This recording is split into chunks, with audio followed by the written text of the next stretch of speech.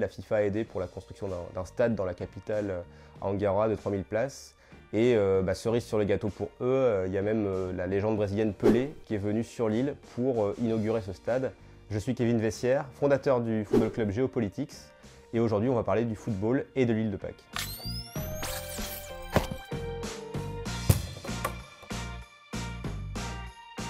Alors l'île de Pâques, c'est une île perdue au milieu du Pacifique. Et elle s'appelle ainsi parce que quand ça a été découvert par l'explorateur néerlandais Jacob Roggeveen, c'était le jour de Pâques, et donc il a surnommé cette île l'île de Pâques. L'île de Pâques, c'est dans l'océan Pacifique. C'est un territoire chilien, mais qui est très excentré du Chili, puisque c'est à plus de 3500 km. Cette île a une histoire riche de par ses statues moai, donc ces grandes statues de tuf à visage humain. Et avant que ce soit l'île de Pâques, c'était déjà colonisé par d'autres peuples autochtones, les Rapa Nui. Et donc c'est comme ça que l'île de Pâques s'appelait avant, c'était le Rapa Nui, qui signifie nombril du monde.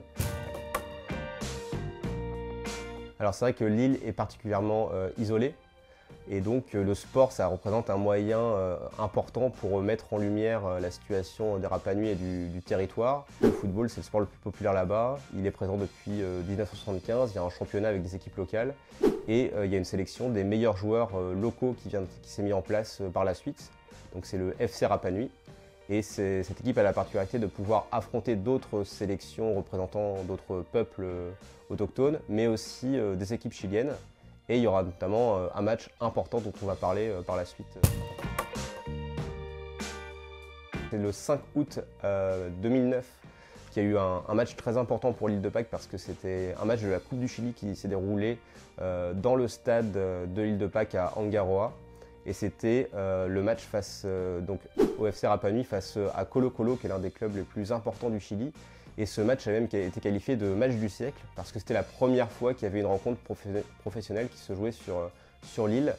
Et donc c'est vrai que l'équipe locale a perdu 4-0, mais le résultat était anecdotique, on va dire, parce que l'important c'est que ce match a été diffusé dans différents pays d'Amérique du Sud, donc que ce soit en Équateur ou en Argentine. La FIFA a aidé pour la construction d'un stade dans la capitale à Angaroa de 3000 places.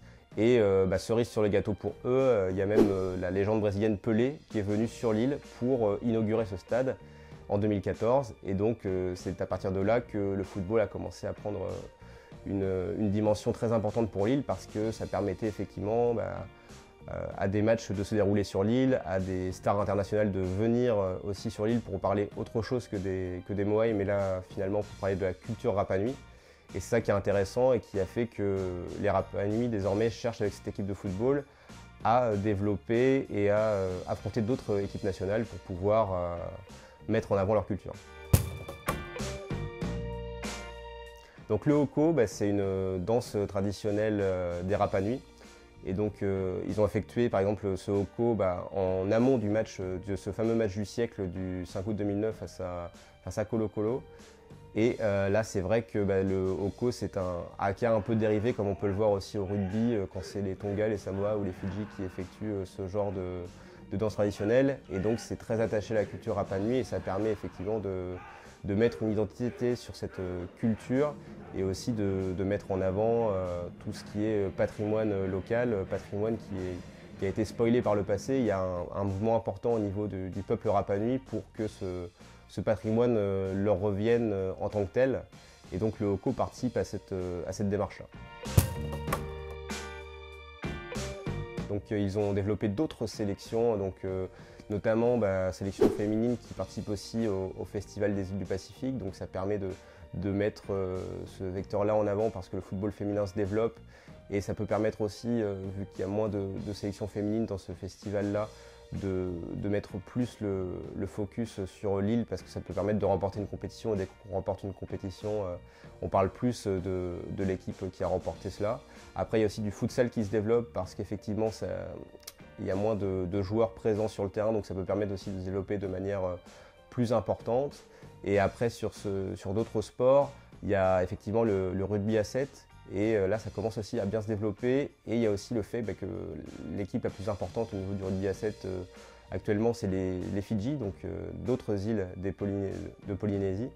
Et donc comme ça peut peut-être donner l'idée aux Rapa Nui de participer encore plus à cette compétition. Et le rugby à 7 est un sport olympique, donc ça peut permettre, pourquoi pas, aux Rapa Nui de se dire, eh bien si on continue à se développer dans ce sport-là, vu qu'il n'y a pas encore beaucoup de pays qui sont vraiment présents sur cette compétition, pourquoi pas participer aux Jeux Olympiques. Et là c'est le rêve absolu pour toute entité qui n'est pas encore officiellement reconnue, parce que ça pourrait lui permettre de mettre en avant son drapeau, son hymne et ses symboles de sa culture Rapa Nui.